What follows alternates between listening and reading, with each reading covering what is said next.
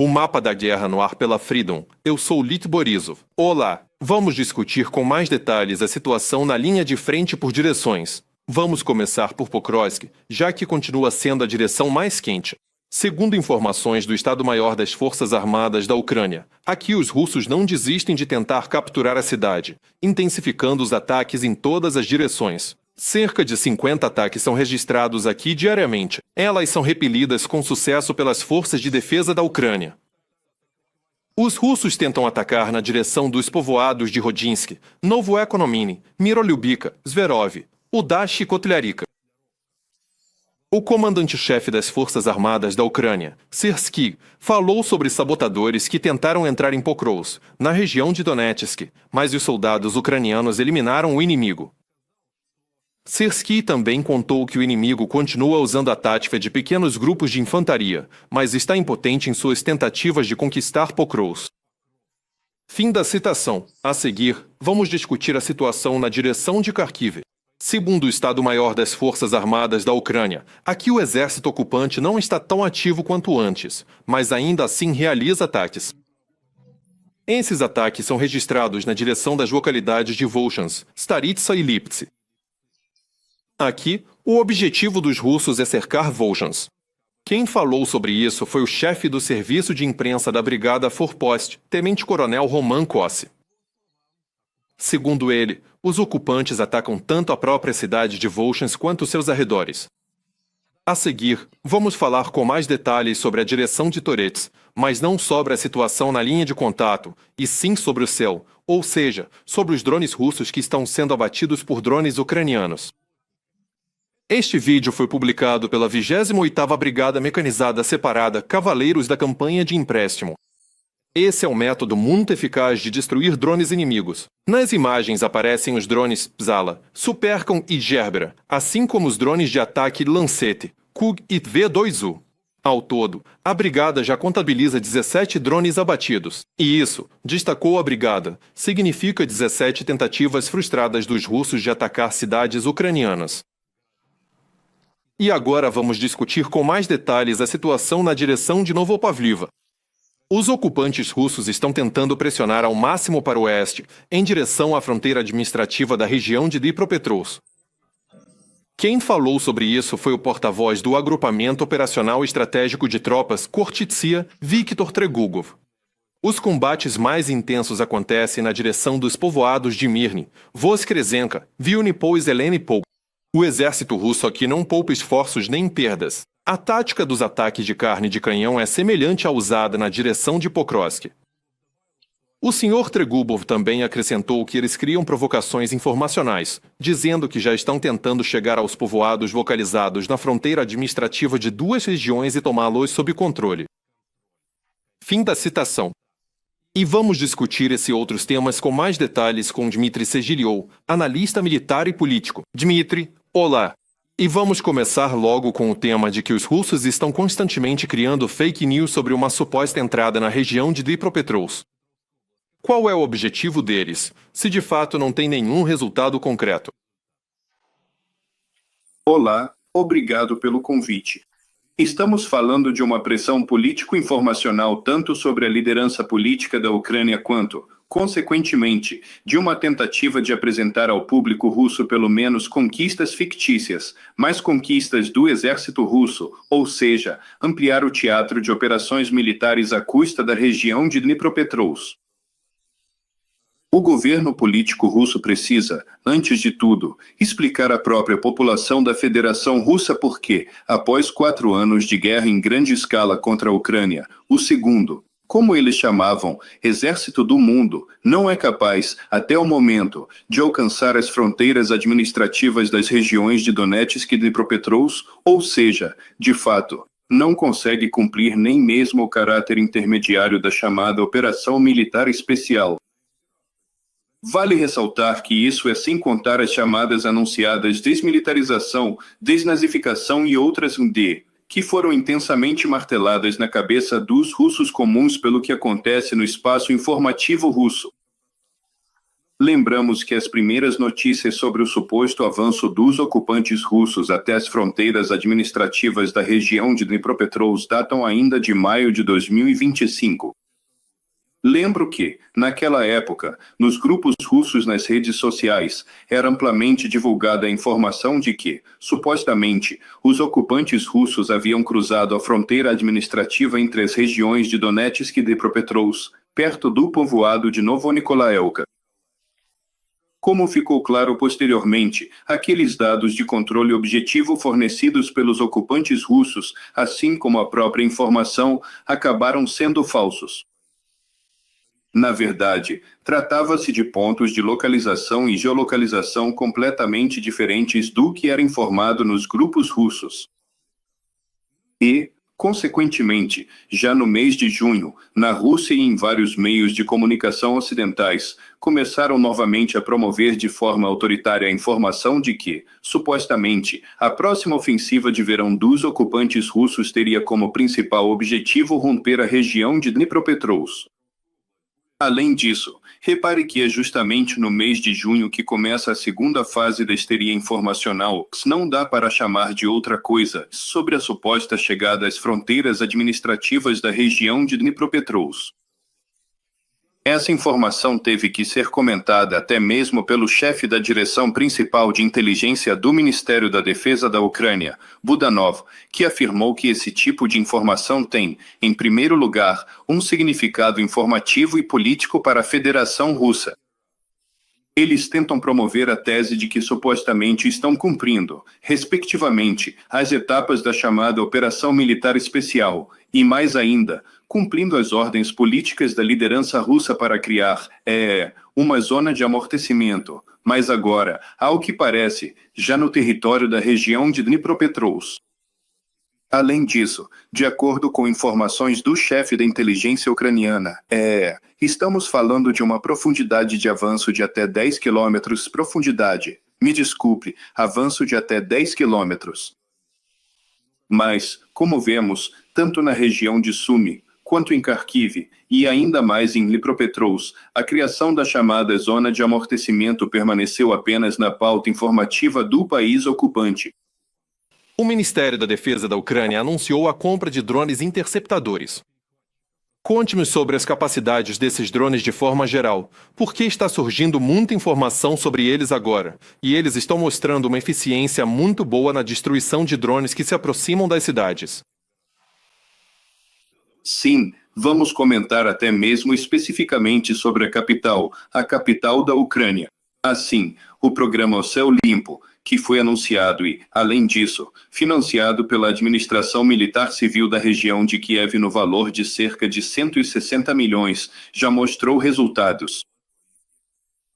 Durante esse tempo, estamos falando, portanto, desde maio, quando o projeto O Céu Limpo começou, cerca de 550 drones russos foram interceptados.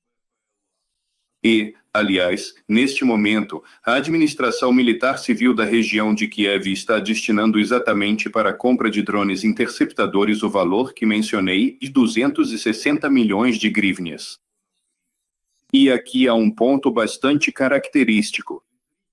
Para os telespectadores russos, vou citar uma declaração do já diretor-geral da União dos AVI e dos projetistas da Federação Russa, Alexei Rogozin, que foi obrigado a reconhecer a eficácia do programa ucraniano O Céu Limpo e, consequentemente, do programa de implementação e ampliação da produção de drones de ataque e interceptadores. Literalmente, a citação, mais o que é importante, qualquer destruição de uma Rugeron com a ajuda de um drone interceptador desde o início, mais barata do que o funcionamento de um sistema clássico de defesa antiaérea. Em poucos meses, o lado ucraniano demonstrou a eficácia desse método de trabalho. Esta é a avaliação já feita diretamente por representantes russos e que são responsáveis pela produção, inclusive de drones de ataque. O principal ponto de enfrentamento ao Sugeran 2 e Vugeran 3 russos são os drones de ataque, justamente por causa do baixo custo de produção, no momento, de um interceptador de ataque, um drone interceptador, graças à chamada energia cinética.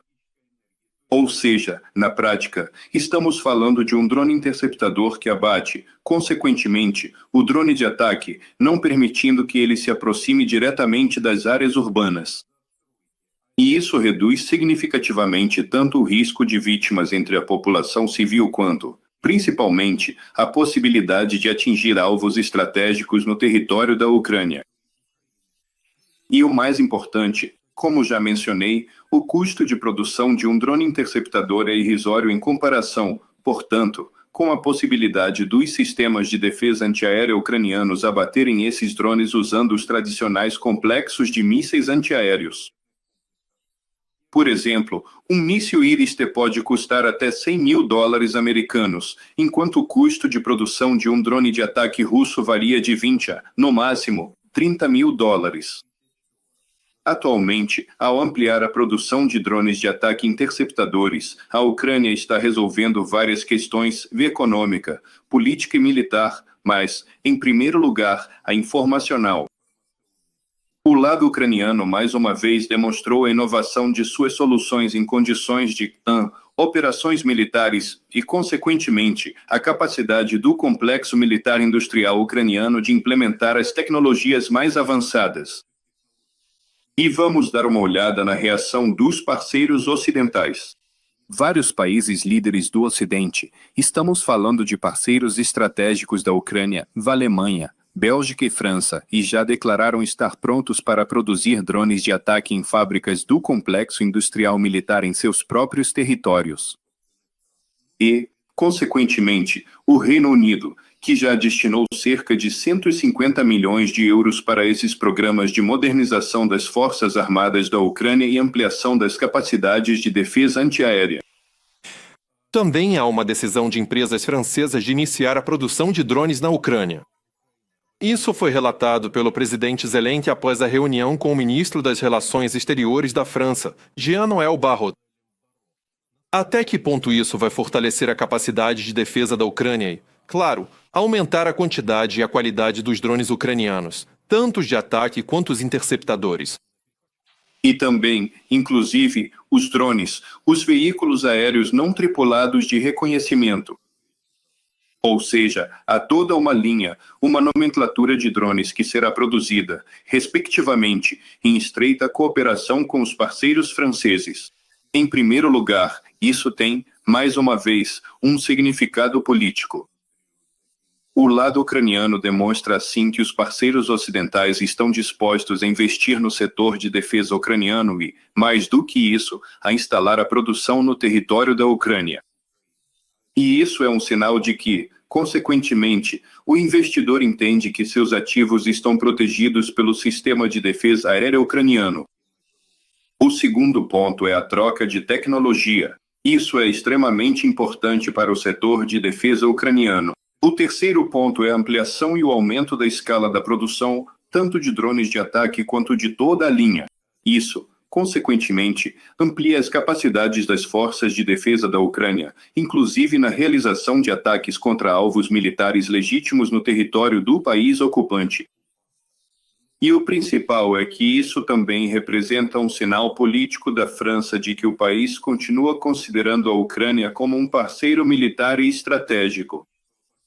Além disso, a prioridade agora é justamente a rearmar o exército ucraniano com as tecnologias mais avançadas, que já foram testadas em condições reais de combate. E não vamos esquecer que não só a França, mas também a Noruega declarou sua disposição, aliás, não só disposição, mas já foram assinados acordos para a instalação de fábricas de sistemas de defesa antiaérea NASAMS. E essa é uma produção conjunta norueguesa e americana, que está entre as mais eficazes do mundo. E isso já representa um reforço significativo das capacidades da defesa antiaérea ucraniana no enfrentamento de drones de ataque, consequentemente, de meios aerobalísticos de ataque do país ocupante. Atualmente, a Federação Russa também está investindo bilhões de dólares na produção de drones, mísseis e, de modo geral, em munições. Mas, na sua opinião, isso já é uma questão mais política, o que, na sua visão, é hoje o instrumento mais forte de pressão sobre Putin, sobre a economia dele para a destruição da economia russa? Sanções econômicas. O 18º pacote de sanções econômicas. O teto do preço do petróleo foi reduzido para $47. Isso é um golpe catastrófico para a Federação Russa. E repare, como dizem os próprios russos, nós ainda nem começamos. A questão é que Trump deixou bem claro 50 dias. E no 51º dia, vocês receberão sanções de 100% contra terceiros países que sejam consumidores finais do petróleo e gás russos. E isso será um golpe catastrófico para as economias, respectivamente, da República Popular da China e da Índia, que são parceiros comerciais-chave da Federação Russa. Consequentemente, isso levará ao colapso da economia russa. Além disso, repare, paralelamente, os países da OPEP tomam uma decisão coletiva de aumentar a produção de petróleo, e não é pouco, vem 1/3, de 410 mil barris por dia para 550 mil. E isso automaticamente já levou à queda do preço do petróleo e, consequentemente, à não obtenção dos sangrentos petrodólares pelo orçamento russo e, como resultado, a avaliação da situação da economia russa pelas palavras do ministro das Finanças da Federação Russa. O déficit orçamentário é de 2,2% do PIB. Para os russos entenderem, esse valor é de 55 bilhões de dólares americanos. E além disso, quero enfatizar mais uma vez, nós ainda nem começamos. Ainda não estamos falando, portanto, sobre tarifas econômicas de 100% por parte dos Estados Unidos. E, consequentemente, ainda não se fala em bloquear a frota sombria da Federação Russa. Muito obrigado, Dmitry, por ter encontrado tempo para participar do programa. Dmitry Snegirev, analista militar e político, esteve conosco ao vivo. E eu também lembro que todas as informações sobre a situação atual na linha de frente você pode encontrar no nosso canal do YouTube e no canal do Telegram Freedom. Inscreva-se e fique por dentro de tudo o que acontece tanto na Ucrânia quanto no mundo inteiro. Obrigado pela confiança e até a próxima.